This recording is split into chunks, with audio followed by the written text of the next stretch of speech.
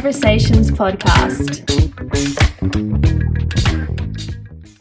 Hello, everyone, and welcome to Conversations Interpreting and Translating podcast. Episode 2 of this season. I am very lucky to have Professor Kilian Seeber. A little bit about you later, Kilian. But before I start, just like to say that we are bringing this episode to you from Wurundjeri land. Now, like I said a little bit earlier, I am here today with Professor Kilian Seeber, whom I had the privilege of meeting just last year at the ISB conference. And we've been talking about getting him on the show for a few months now. And finally, we managed to organize the time where I've got a coffee in my hand and he's just had his maybe second glass of wine because there's a 10-hour difference, right? So he's about to go to bed and I've just started work. And I think this is going to be an amazing conversation just because of that, Kilian. What do you think? Looking forward to it. A little bit about you before we start our conversation. Professor Kilian Seeber, he's the Vice Dean of the Faculty of Translation and Interpreting at the University of Geneva in Switzerland. Also the Program Director of the Masters of Advanced Studies in Interpreter Training. And he's also the Principal Investigator at Labyrinth, FTI's Experimental Research Lab into Complex Language Processes. A little bit about that later. Kilian, look, we've had a few conversations over the last year, and I know a little bit more about you than our viewers might. So let's try to fill that gap in a little bit. How did Professor Kilian Seeber come to be? I mean, I'm not going to take you all the way to your birthday and birth year, but how did you come to becoming this rock star of a research person in interpreting in this world? And yeah, go. High school, you graduated. Rock What star. happened? Go. You're setting the bar high. Well, thank you, first of all, Fatih, for having me on the show. It's true, we've been trying to pull this off for some time now, but the time difference is not easy to overcome. And yet we've made it. How did it all start? Serendipity. I do remember when I was in high school, I had taken a liking to chemistry, particularly biochemistry. I'm not saying that I was any good at either, but the name just appealed to me. So I definitely told my parents I wanted to become a biochemist. And I looked into different university programs looking for biochemistry as a major or major minor. Found a number of minors that I'd also be interested in, such as politics or political science, journalism. And I thought, you know what, actually, I'd be more interested in the journalism or political science part of things. And I'll look for a different minor. And I found this thing called interpreting. That was at the University of Vienna. Too many moons ago. Lo and behold, Not that many moons ago. Plenty of moons ago. Ended up not being able to minor in interpreting, had to be a major, ended up doing interpreting only. And that was the beginning of a series of just lucky encounters with people who probably marked my path along the way. I did study interpreting at the University of Vienna at a time where Ingrid Quartz was still very active, who's a well-known name in the conference interpreting, particularly the research world, but also conference interpreting because she's the one who famously interpreted the moon landing on television, on Austrian television. Oh, wow. So she was definitely famous for that. Also the first interpreting researcher who really dug deep when it came to exploring mental processes during simultaneous interpreting. So she co-authored one of the first studies that used EEG to measure lateralization during interpreting. So which part of the brain gets activated depending on which directionality you work into, from which language into which language. So the first into second, second into first. So she definitely did influence my choices that would eventually happen There's much your connection later. with biochemistry you were after. I suppose, yes. Okay. And a very young assistant at the time at the University of Vienna, Franz Paschaka, who obviously today is a very well known name in the world of interpreting, because he is one of the co-editors of probably the most important journal we have, the research journal called Interpreting. And he was one of my teachers. He could well be the most cited researcher in the interpreting world, perhaps. But I mean, you're very lucky to have studied Probably under him. so. Yeah, Yeah. no. From there, so that was still in Vienna, went on to Geneva, because at a conference, again, serendipity, I was doing some research work for my MA thesis, went to Trieste for a conference in sign language interpreting, which is what at the time was the topic of my thesis, um, and met Barbara Moser Mercer, up until then relatively unknown to me, and she said, "Why don't you come to Geneva and see how we do things?" And so I managed to go to Geneva. Was intending to stay for a year, and eventually ended up, well, I'm still in Geneva, so I never really left. And that was just a few years ago, yeah? Well, Just a few years ago. yeah, a couple of years ago. Um, You've been interpreting though as well. I mean, you didn't come straight out of university and stayed as an academic. You went out there and you've interpreted all around the world, didn't you? I did. That too was in a previous life, I feel. At the beginning, I definitely did more interpreting work than I did work at university. I had a small contract at university where I was first a teaching assistant and a research assistant. All the while I was freelancing. Never did work as a staffer, but started on the diplomatic circuit in Geneva, working for permanent missions, embassies, and such. And then went on to working for some of the international organizations, the European institutions, and a lot of travel for, trade union confederations, sports organizations, and that kind of thing. Do you miss that? Funny you should ask that. I just came from dinner with some friends, and they asked me about it because they were talking about vacation spots they'd like to go to, and I said, "Yeah, I've been there. Yeah, I've been there. Yeah, I've been Been there." there, been there. Like, how's that possible? How old are you? I said, "That just turned 35, That's couple of years ago." Um, and and I told them that at the time it was awesome. It was the right moment for me to be doing that. But obviously, once you have a family, once you have kids, priorities change, and it is a bit of a game for the young. It takes its toll when you're traveling that much. Even though many of those trips were quite memorable. And now I must say I never did what some of my good friends have done systematically, which is taking advantage of the fact that you're going somewhere for work to add a day or two just for yourself. So I must say, if I were to do it all over again, I would definitely do that, because that's something I didn't do. Meaning that every so often I didn't get to see all that much beyond the conference center or the venue of the event, a couple of cab rides and an airplane. Yeah, I mean, you've been there, but have you really been there, That's exactly it. Before we bring you back to your academic life, who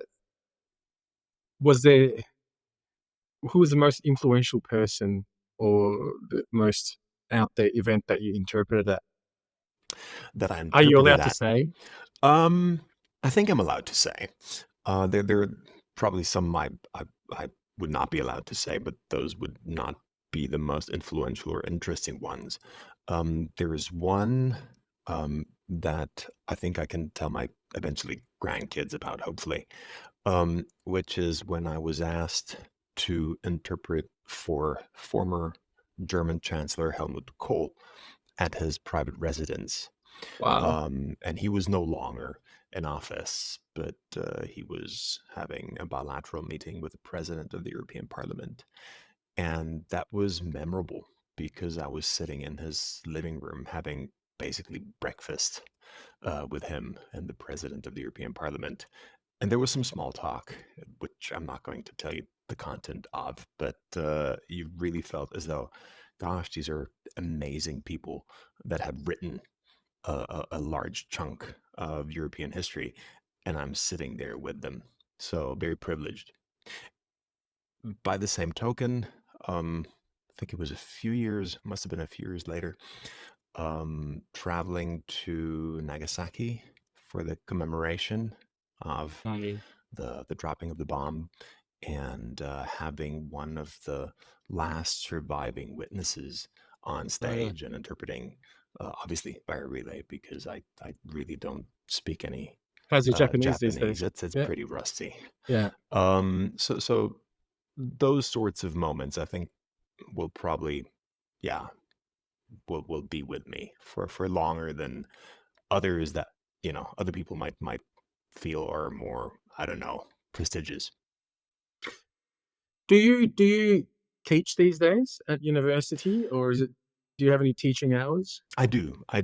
As far as I know, at the at the F, at the faculty at FTI, all the professors have teaching obligations. Now those vary depending on the different other responsibilities, but I do have teaching hours, and I'm lucky enough to teach many of the classes that I feel really, really, shall we say, um, the ones I have developed and that are close to my heart.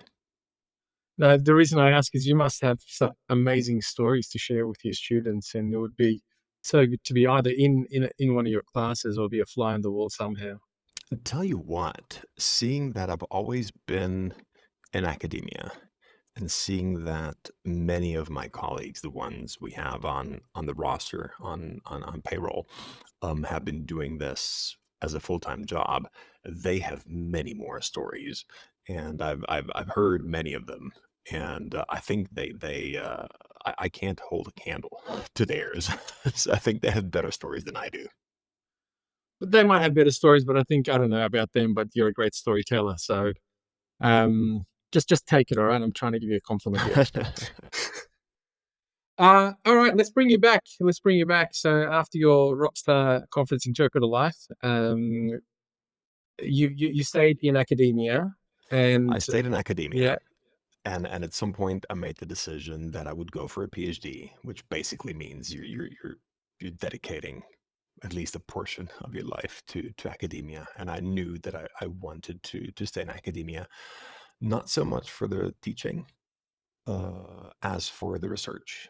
I was really interested in this notion of searching and finding, particularly searching by measuring, which I'm sure you've seen by looking at what it is I do. mm, So that was partly because of the place I was doing my PhD in. This was partly because of the person I was doing my PhD with, Barbara Moser Mercer, who was one of well, actually the first scholar in the interpreting world to develop a full process model of interpreting. So from beginning to end, she conjectured how that would all work back in the day, based on what one did, likening it to a computer, and have a box and arrow model.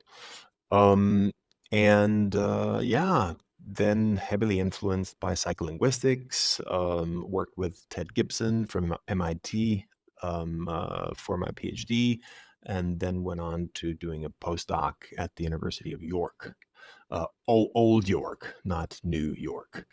Because people, you older York. that's the one. Because every time I say I went to York, everybody sort of hears New York, but it was Yorkshire. And I worked with Jerry Altman, who by now has left, and he's in the U.S. But at the time, he was at In New York. York? Yes, so almost. Yes, I think he's in Pennsylvania, if I'm not mistaken. I'd have to double check where he is, but he's somewhere in the East Coast.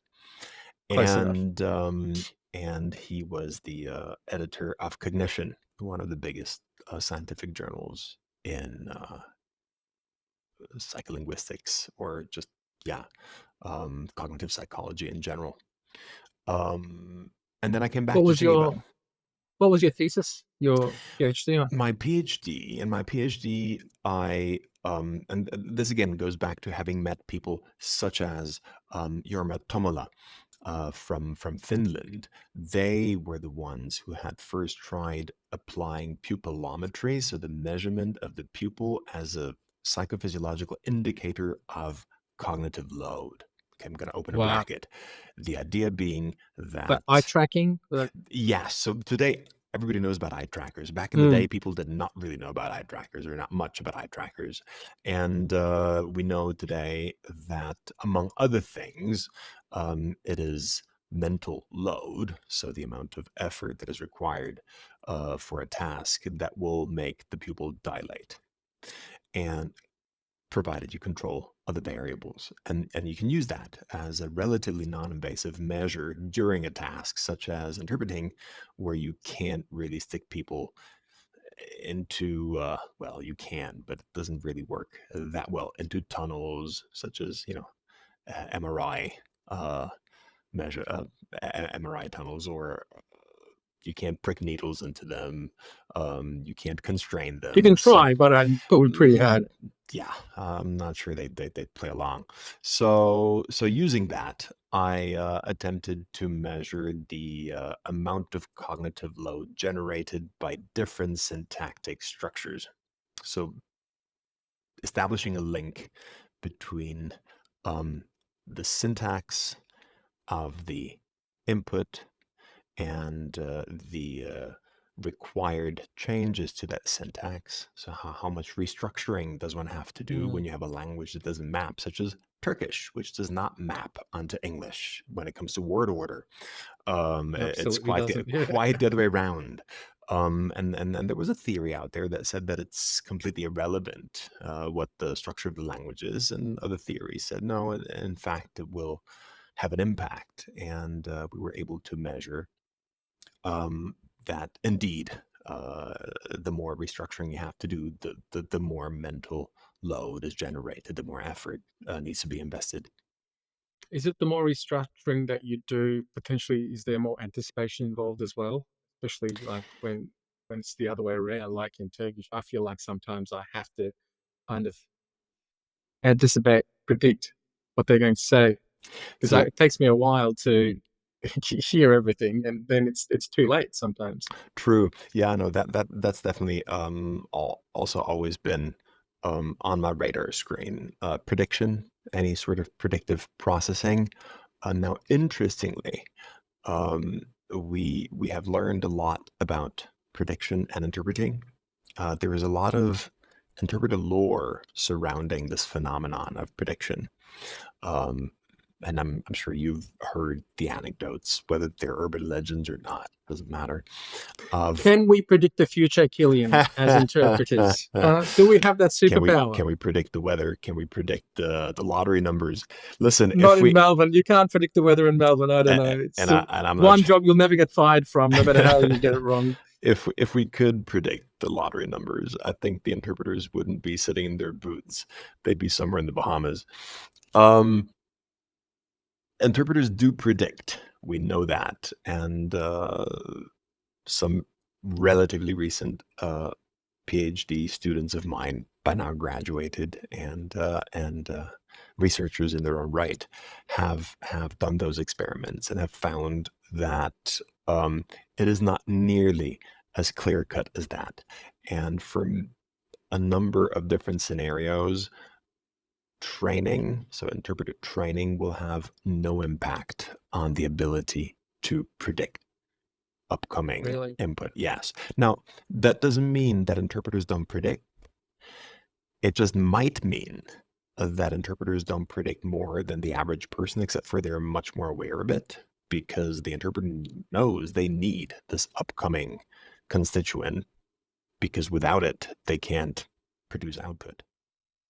Or perhaps it just means that it's a self-selecting group, and all the people who are interested in becoming interpreters are people who naturally are able to predict more than the ones we never tested. But is it also literally an educated guess rather than a prediction? Because, you put a lot of preparation time in, and then the repetition of the kind of work that you constantly do in and out, doing the same things, saying the same things. Most of the time, is it like an educated guess rather than a prediction? I mean, it depends on how you define the prediction. I would not want to um, encourage interpreters to just uh, engage in wild guessing.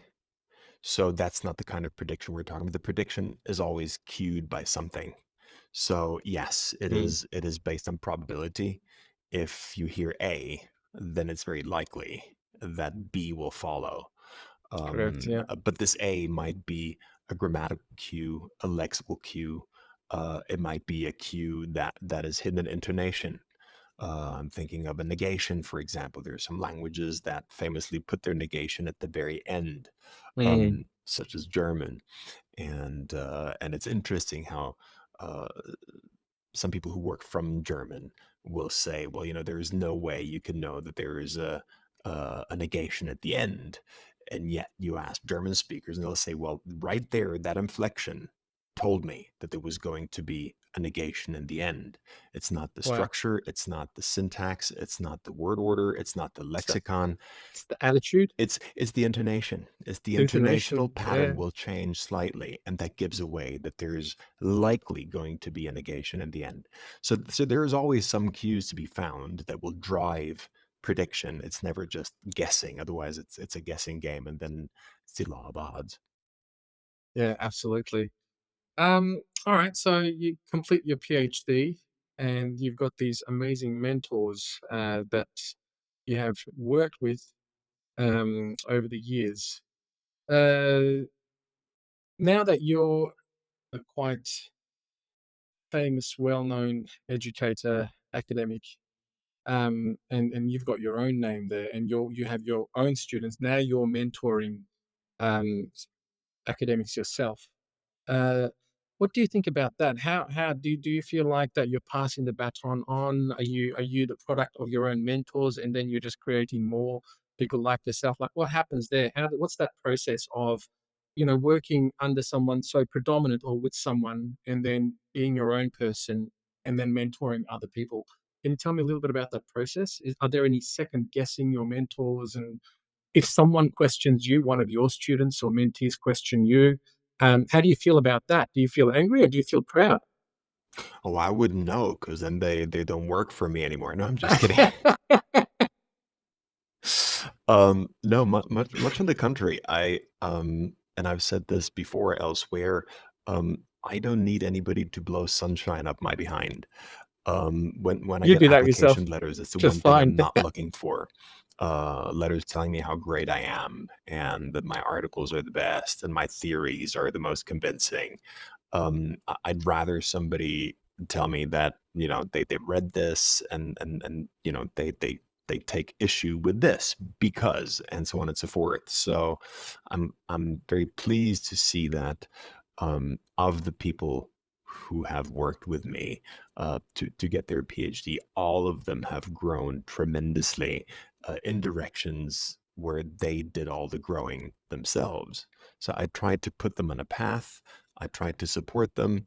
Um, uh, when everything's said and done, they need to do the work. But I don't want to produce little mini-me's. That is not my objective. So if we take, for instance, without naming names, but Dr. Rona Amos, who did her PhD with me, she developed her own theory of prediction together with Martin Pickering from the UK, and came up with a really interesting model of prediction, which is something I would not have thought of. So it's prediction by production, basically a s this idea of the production part of the brain being very much involved during comprehension. So she came up with something completely new, which is amazing. It's not anything that I would have ever professed, um, and uh, and I think that is something I'm proud of, to see that former students of mine who are now colleagues are, yeah, seasoned researchers enough to say, okay, I accept that, and I think the next step would be in this or that or another direction. So anytime they do that, that is something that makes me proud. Just Does that copying what I said, that's boring. does that challenge you and then push you as well to maybe update your research and, have a bit of a shake and go, hang on, I've been focusing on this for like some years now, and then now there's this new way of thinking.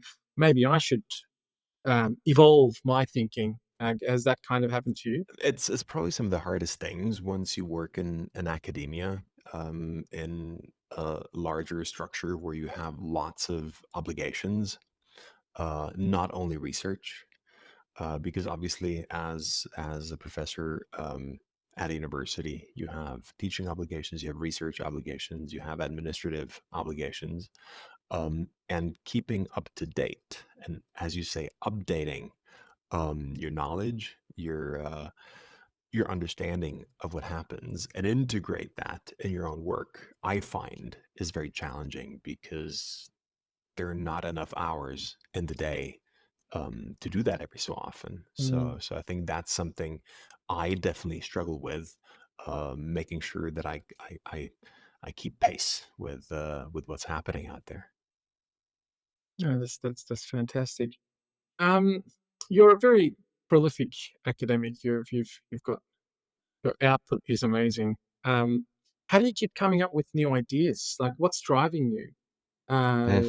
Where do you get your ideas from? How do you manage to put out so much?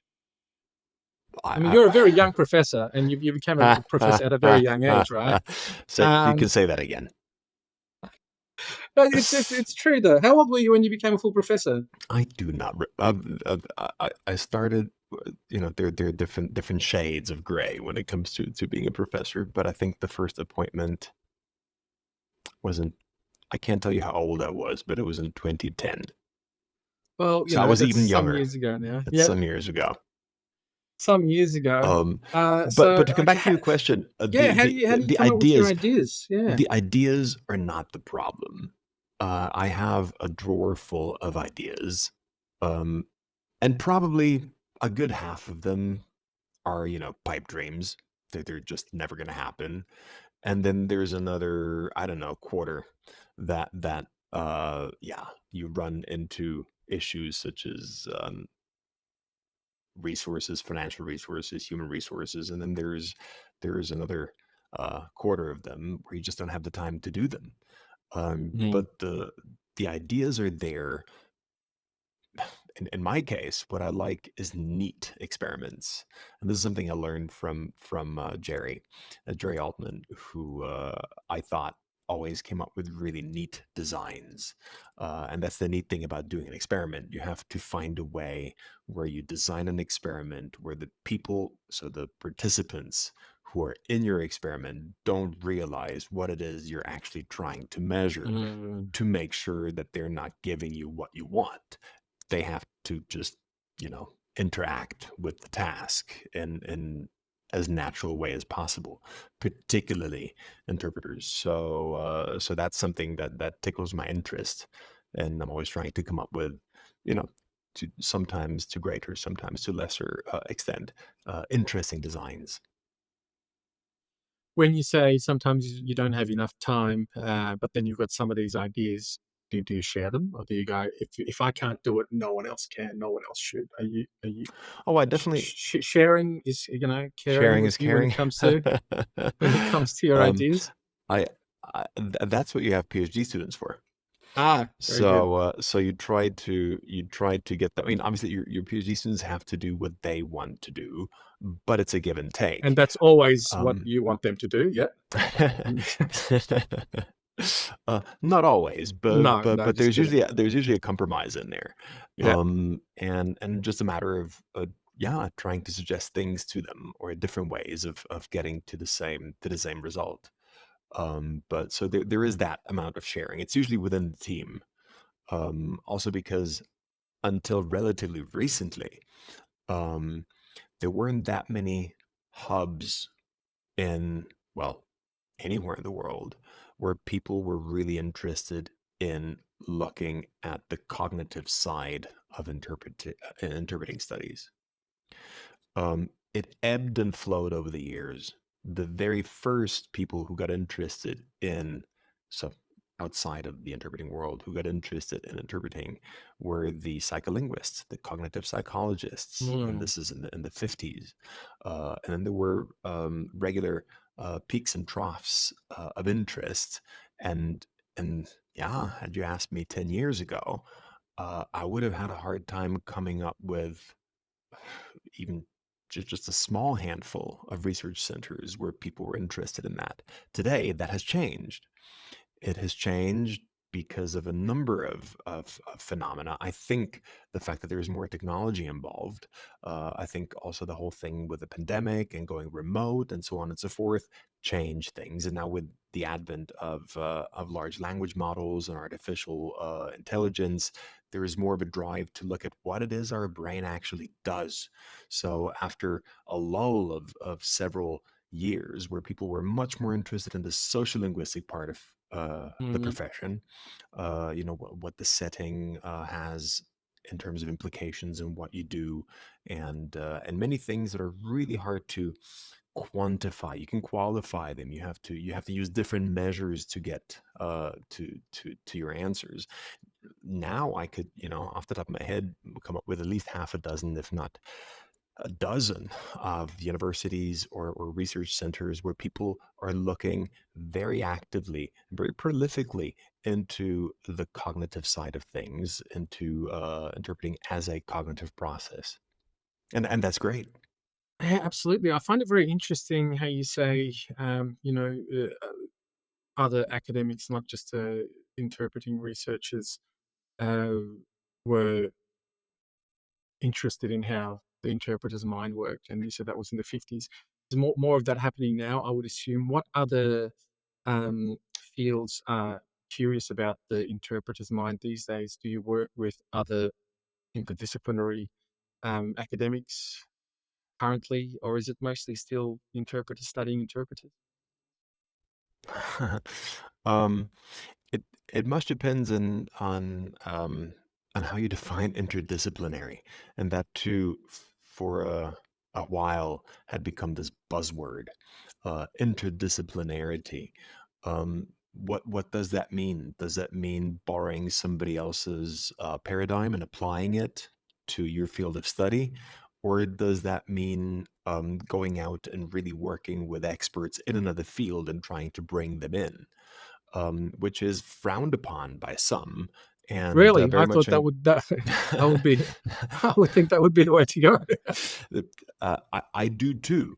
I do too, and it has been happening more and more often. So now I would say there is a fair amount of interdisciplinarity going on in all directions, and you have people um, working in sociolinguistics coming into the field, and psycholinguistics, and you have neuroscientists, Mm. you have some of the medical professions that are interested or being brought on board because of health and well-being issues, anthropologists, and so on and so forth. So now I think we're really slowly um, gathering more traction, uh,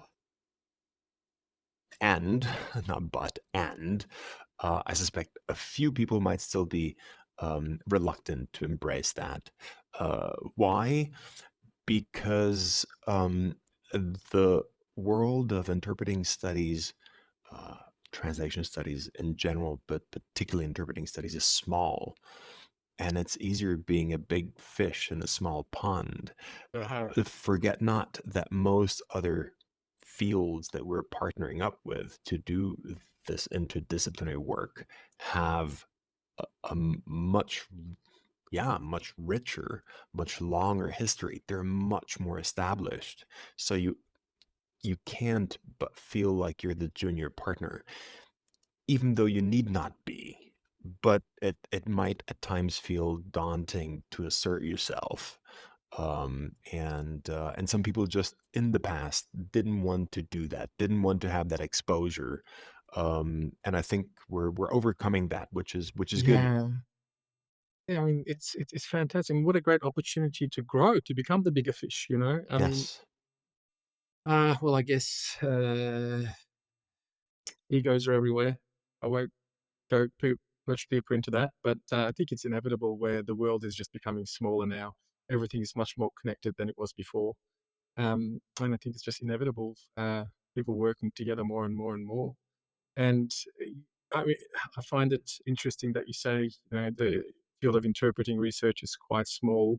Uh, because we're constantly in it, we think that that's what the whole world is about. But then when you just look out a little bit, you realize how we are a tiny bit of what's out there. But I find that even more of a drive to connect with the rest of it. I mean, it would involve you to come out of your comfort zone, I would assume. And I think that's every so often it. I definitely do remember when, again, a little while back, a long while back, I went to my first psycholinguistics conference. And I think I was the only one in the room who was not a trained, a formally trained psycholinguist, who'd done psychology or linguistics from the get-go. And yeah, it feels daunting. And yet, I think we can bring things to the table that interests other more established fields, and then it's a win-win. Absolutely. No, I'll watch this space. What are you working on these days? Are we allowed to say? Is there something we should be looking forward to? Yeah, we're working on a lot of different things. Um, we keep working on remote because remote interpreting and the repercussions of the remote setup on the cognitive aspects of interpreting, particularly when it comes to sound quality, because there's um, a very pragmatic uh, health and well-being interests Mm, involved. And both sides want to know. So the employers, the institutions want to know, and the interpreters, the associations want to know what are the repercussions, what can we do, what they also look at research in order to come up with best practices and guidelines. Every so often they ask of research answers research cannot provide. Um, Definitely not provide swiftly, but sometimes just not provide at all. Things such as when I work in remote, how many hours can I do? no. That's not a question that can be answered as straightforwardly as you can ask it. I understand the interest in asking it like that. So that's something we work on. Then we're also working on things having to do with the recent most developments, and that is anything having to do with this integration of AI tools during the interpreting process, during particularly the simultaneous interpreting process.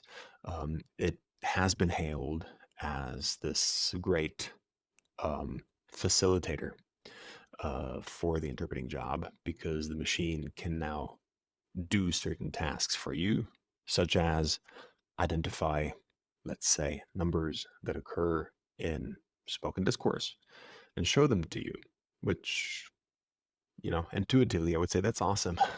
Also, technical terms, it picks them up and it gives you the correct, hopefully, or adequate translation. The question is, how does In real time. in real Wow. time? So that sounds like rocket science. It is something that is almost there. It does exist in prototypes. It does exist in applications that are being sold and deployed.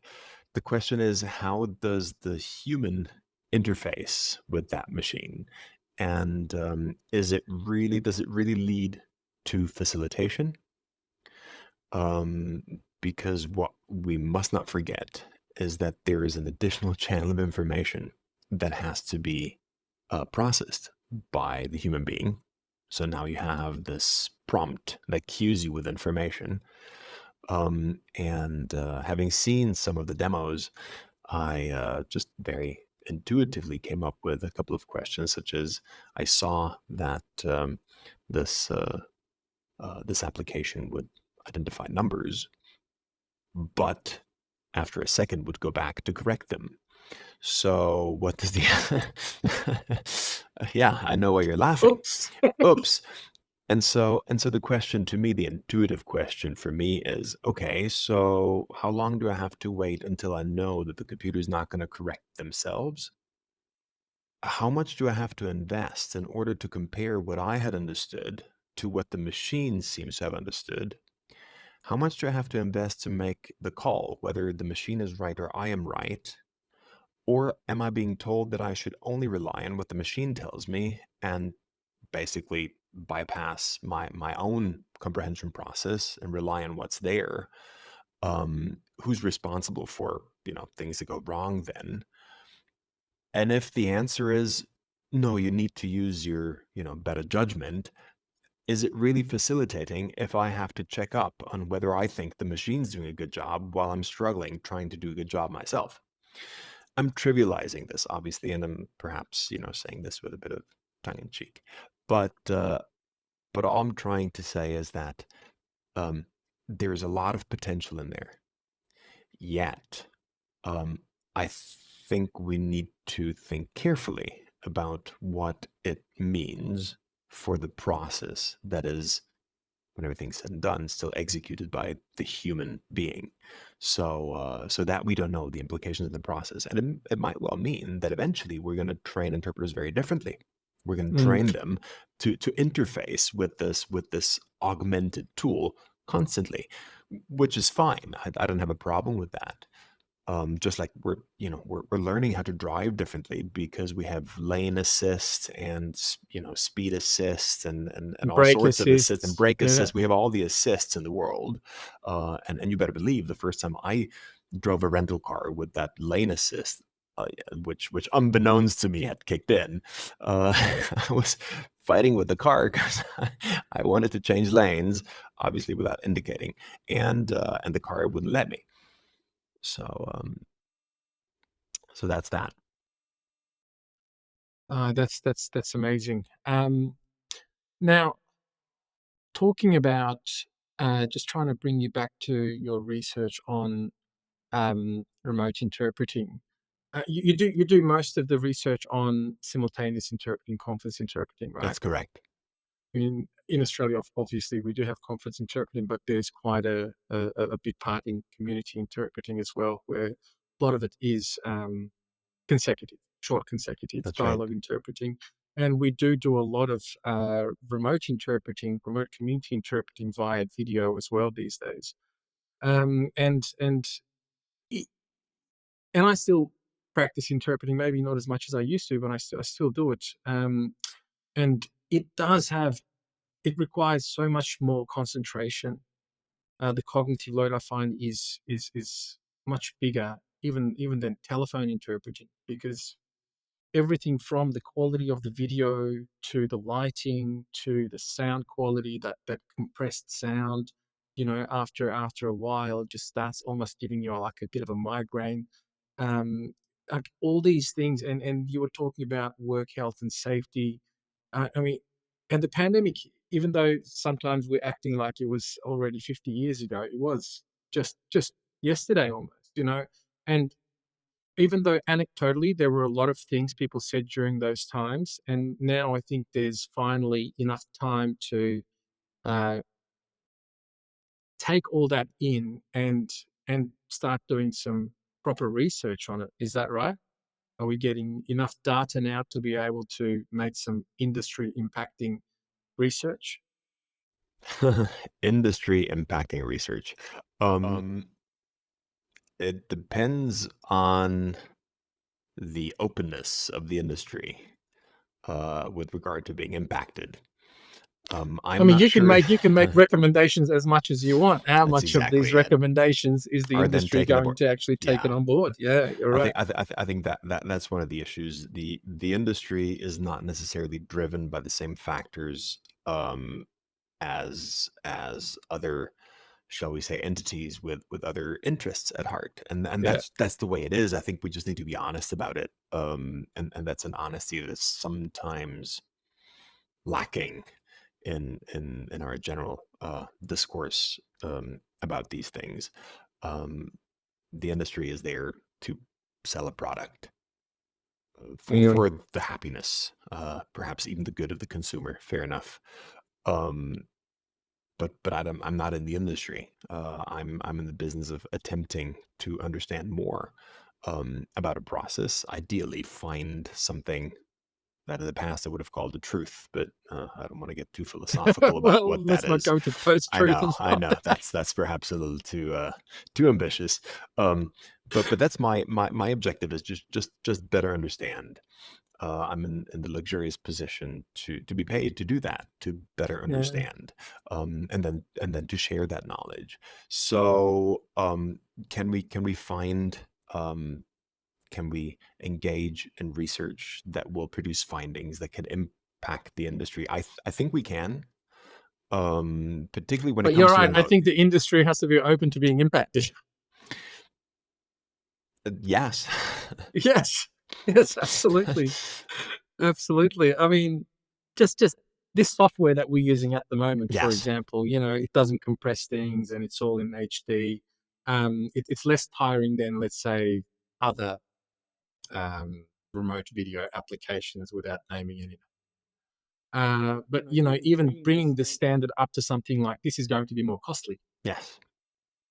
Yeah, and imagine that worldwide, and that's going to be into potentially hundreds of millions of dollars of upgrades. So is the industry open to that, for example? And then that's even updating the internet speeds. No matter how what kind of a quality your platform has, if your upload and download speeds are limited, and some countries are worse than others, then that's billions of dollars of infrastructure, isn't it? Like, it's just, yeah, And there's yeah, still a huge um a digital divide, which we can't ignore. So it's one thing to complain when people who live in the global north, in industrialized countries, are still running on a GPRS connection. Um, correct. b- but there are places in the world where there are very hard upper limits to what's possible. So does that mean that you can tell them, well, it's either my way or the highway. Either you upgrade, or you're not going to participate in the meeting. You're not going to be represented. You're not going to have access to that. That is not fair and equitable access, and it's impossible for certain places, such as, I'm thinking of the United Nations. You can't exclude somebody on those grounds, and yet Mm. these technologies potentially allow much more, inclusiveness, which will be great. Um, and this is not something I do research in, but these are obviously topics that I am interested in. I know the discussion happened in Canada not too long ago, where they were talking about remote meetings, remote access to meetings, not even necessarily just about the interpretation that's being provided, but even just for representatives, for delegates from different areas. It's a vast country. Do they need to travel? Can't they just log on? What are the pros? What are the cons? So it all gets weighed up. Cost is one factor, but I think health and well-being for everybody involved should also be a factor. And every so often, we make this about the interpreters, which is obviously what we do because that's our field. But make no mistake, the same quality issues that are perceived by us, perhaps to a larger extent because of the task we perform, are also there for the people who just listen to a lesser Mm. extent. So there might not be those obvious manifest repercussions, but uh, you mentioned compressed sound, packet loss. That's still there for people just listening, and perhaps they have to listen for 6 hours before they get tired, but tired they will get. And we know this, and we know of Zoom fatigue, which has a number of different other reasons. It's not just the sound; it's also the way of the way in which people are represented two-dimensionally, and the multitude of focuses or foci that you eventually have, which you never do when you're in a face-to-face meeting. You don't have a row of 25 faces just looking at you. And everybody's fidgeting and everybody's doing, and you keep staring at yourself at the same time. So lots of stuff to research, lots of questions to answer, both in terms of fundamental research. So how do these processes work, and also applied research. What's the repercussion of these processes on what we do? Thank you very much for that. Look, I want to bring you back to training of interpreters. Um, interpreters out there, should they? What's the advantage if they want to do some further studies? If they, you're the program director for the master's degree as well, right? Like, why should an interpreter do further studies? Like, is that going to make them a better interpreter? Uh-huh. Um, okay, so firstly, I'm Because, the sorry, yeah, no, go ahead. not all interpreters necessarily want to stay in research and become an academic, right? Of course, Otherwise, then you wouldn't have interpreters. Everyone would be teaching. that's right. I chose not to become an academic, and I'm in another field now, similar to academia, but I chose not to be that. Why should an interpreter go and do a master's degree? So firstly, my parents were fond of saying, "If you can't do it, teach it." Uh,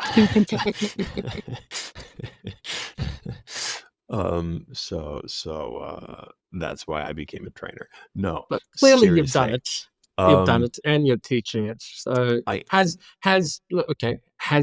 studying made you a better interpreter? Did it make you a that's better an interpreter? interesting question, and I have definitely had colleagues early on in my career when I was doing both, roughly to the same extent, interpreting and working in academia, particularly doing research. Ask me, why are you wasting your time doing this? This has never made an interpreter improve by an iota.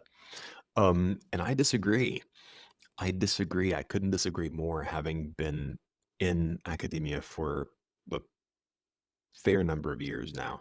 Um, have I become a better interpreter? I don't know. I'm a much more aware interpreter. I know what I do. I have a fairly good idea of why I do what I do. I'm not saying that I always manage not to do what I don't want to do. So it doesn't allow me to avoid mistakes. I don't think anyone does that. Anyone's able. No one's cracked But that code yet.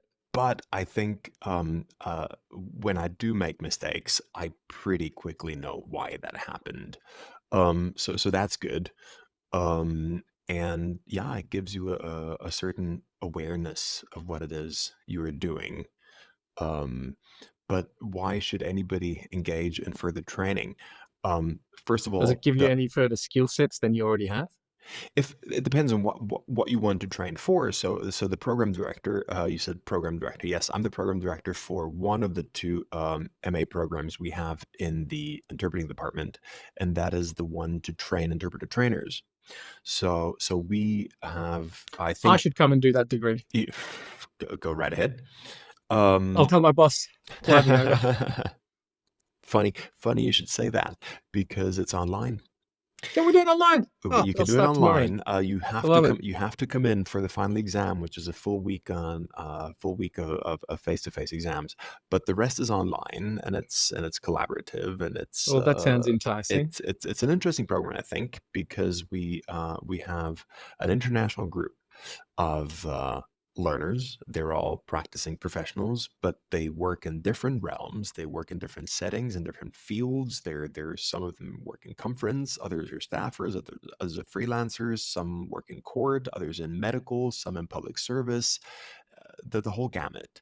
And what they want to do is up their training game, because until very recently, the only qualifying characteristic you would have to bring to the table to train was being an interpreter. Yeah. And I'm not saying that's a bad thing. I'm just saying there's so much more out there that you might want to know. And on one hand, that's everything having to do with teaching itself, so the pedagogical component. And Mm. on the other hand, however, a much more comprehensive understanding of how it works, of how interpreting works, and how teaching interpreting can work. Now, obviously, we train according to our own approach, which is embedded in this notion of decomposition of tasks, cognitive task analysis, trying to work on individual tasks, isolate them, and then little by little bring them back together, which others are not very convinced about. But I think it has proven to work. How long has that program been running for now? In its current shape and form, since 2017, we've offered it as an MA degree, I want to say since the early 2000s, and it's been, well, before that, it was offered as a certificate for at least 5 or 6 years before that. So I'd have to look it up, but it's been No, running that's fine. for Yeah. basically 25 years. And you said you have international students from all over the world. Is that right? All over the And world. regarding feedback from them, do you find that the program interprets well into other cultures and countries? I think so. I think it's a bit of a bit of a steep learning curve depending on where you're from, because of two things. Firstly, it is very collaborative, and not everybody is used to working in a collaborative environment. So we have a number of activities that have to be done in small groups. Mm. And that means that you'll be working with peers from different countries, different cultures, different languages, different everything. Um, but that too is a very important meta learning experience for trainers, because you're likely to be exposed to students from a variety of different backgrounds.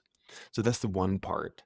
And then the second part is really the having to unlearn some things you might have learned, or at least having to much more critically um, engage with things that in the past you would just take for the gospel truth. Um, because many trainers will intuitively, so if they're not trained, will intuitively repeat what they were told when they trained, right? That's the most normal Mm. thing to do. You will tell your students what you were told as a student, but that was maybe 20, maybe 30, maybe Mm. 40 years ago. So basically, you're applying the same exact pattern and mold that was used to train you. Now, chances are things have changed, and Maybe. accepting and maybe and accepting that, I think, is not easy. But once you do accept the fact that things might have changed, um, and that things you might be able to get to the same result more efficiently, more effectively. Once you accept that, I think you'll thrive. Thanks for that. I want to bring you back to a little bit on AI. Just my next episode, hopefully, I'm talking to Holly Silvestri from University of Arizona, and she's going to be talking about a report that the Safe AI team has produced. Have you seen that one yet? The report I haven't seen. I know of the group. Um, Maybe I yeah, is how recent is the it? report just came out last Okay, week. then I haven't seen it. Yeah, so very, very recent, and we're going to have a little bit of a chat with her about it, and it's very comprehensive, 357 pages long. And I don't know, for me that's long. Maybe for you that's bedside reading, but That's long. yeah. But so there's a lot of amazing bits and pieces of information in there. I'm going to talk to her next month, hopefully, in the podcast. Just talking were briefly talking about AI before, and how that might potentially either assist or hinder. But because AI develops and changes so rapidly, I think, is academia going to be able to keep up with the speed of the changes in AI? By the time you're researching something, a week later, ChatGPT releases 4.5, 5.0, 5.5, and so on. Others start coming in. Are we going to be able to keep up with it enough to give good research results, or is it always going to be a couple of years too late? We know how long research takes. Yeah. Um, I'm Sorry, that question just came up. I didn't No, think of that earlier. it's a very good question. I think the unfortunate answer is, at least from where I'm sitting, research is not, you cannot fast track research. The second you do, you make mistakes and you don't do things by the book. And if you don't do things by the book, your research is not worth a whole lot. So Mm, the unfortunate reality is that the industry, whose motto is "we do because we can," will always be ahead of us trying to research what they have done before they come out with, the next version and the next version and the next version yet. Um, it, that's just the nature Can you of the do beast. predictive research? What You might happen? you definitely could. I probably can't. But you're right. The speed at which these things are evolving is impressive. And I've just seen an ad for an application that will plug into your phone that will allow you to have this vocal interface, so an auditory interface with AI to tell it to operate basically all of your phone.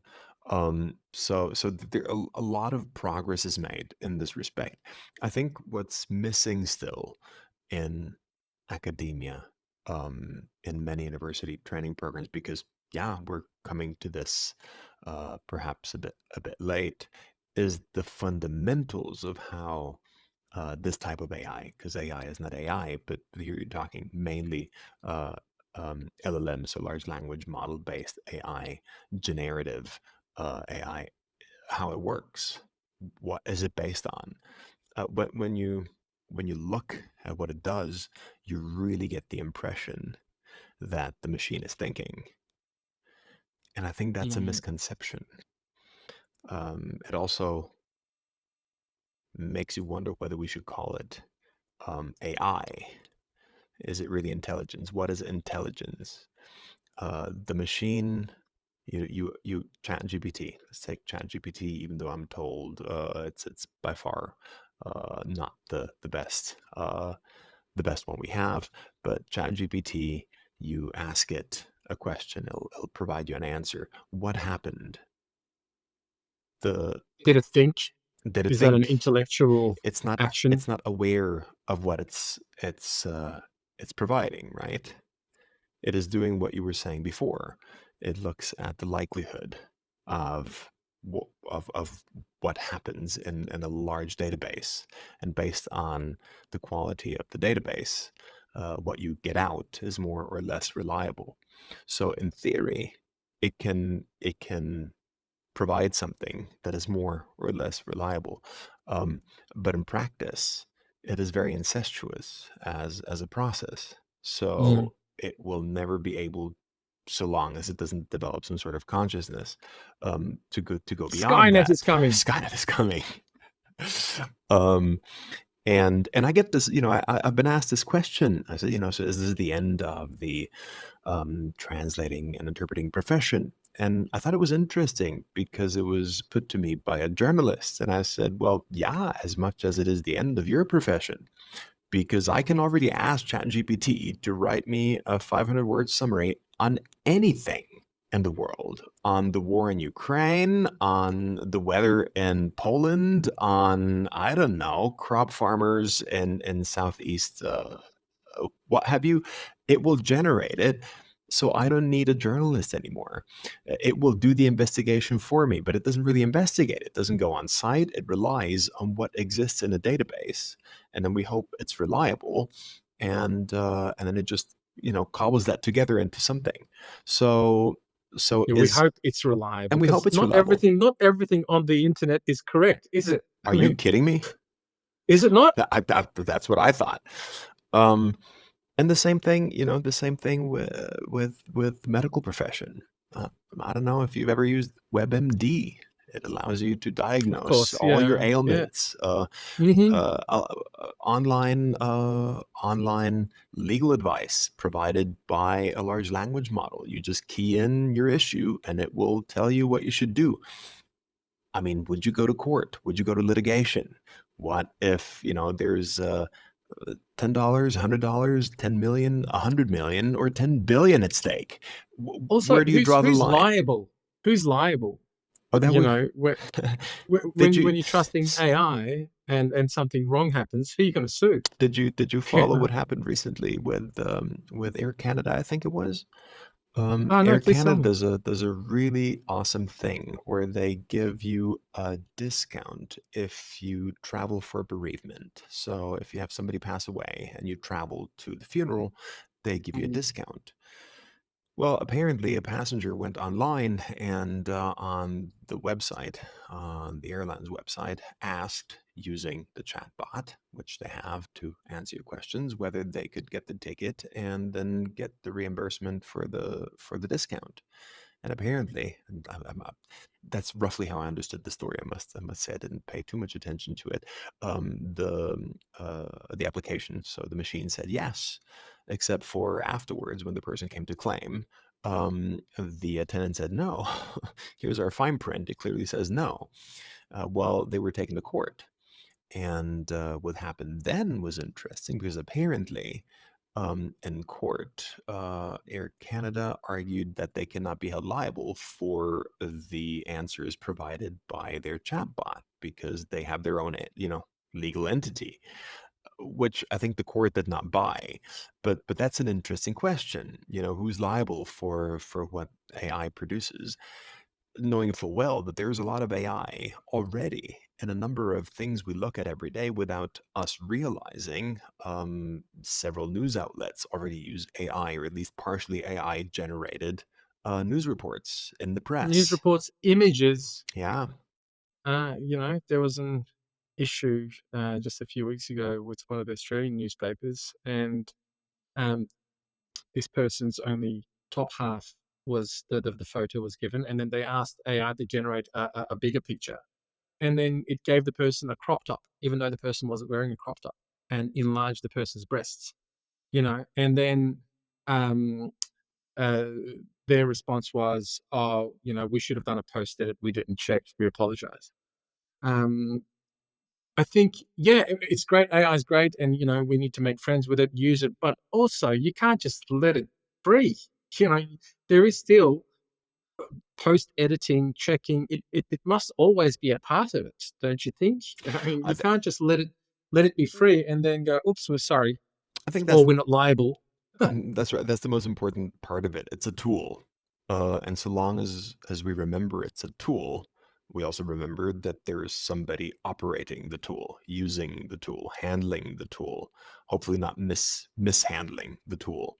But that is a human being. It's when you start flipping that upside down, where you really need to be 100% sure that you can trust what AI does, and then I'm fine with it. If you can show me that that's the case, I'm not going to be the one contradicting it. Well, are we going to be out of a job, Kilian? Can you predict that? What's happening? Gosh, predicting, that's difficult. Eventually we'll be out of a job. Eventually all of us will be out of a job. It's called retirement, mate. It's called retirement. That's exactly looking forward to it. Not that we're counting the days. Looking forward to it. No, not that I'm loving what I do, of course, now, and not with counting down the days exactly. But there will come a time, hopefully, where we'd enjoy a glass of vino overlooking the Adriatic, perhaps one day together. Kilian, what do you think? Sooner than later. Hope so. Kilian, thank you so much for your time. I will let you go to bed. I think it's past midnight. It's way past your bedtime. Way correct? Past my bedtime. And you've got an early start tomorrow? That is true. Absolutely. I'll let you go to bed. Thank you so much for your time. It was awesome chatting, Fatih. It was an amazing chat. I hope to do it again one day soon. And ladies and gentlemen, lovely people out there, thank you very much for tuning into today's episode of Conversations Interpreting and Translating.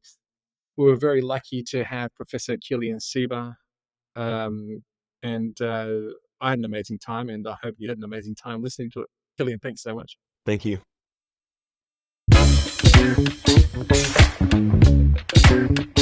Conversations Podcast.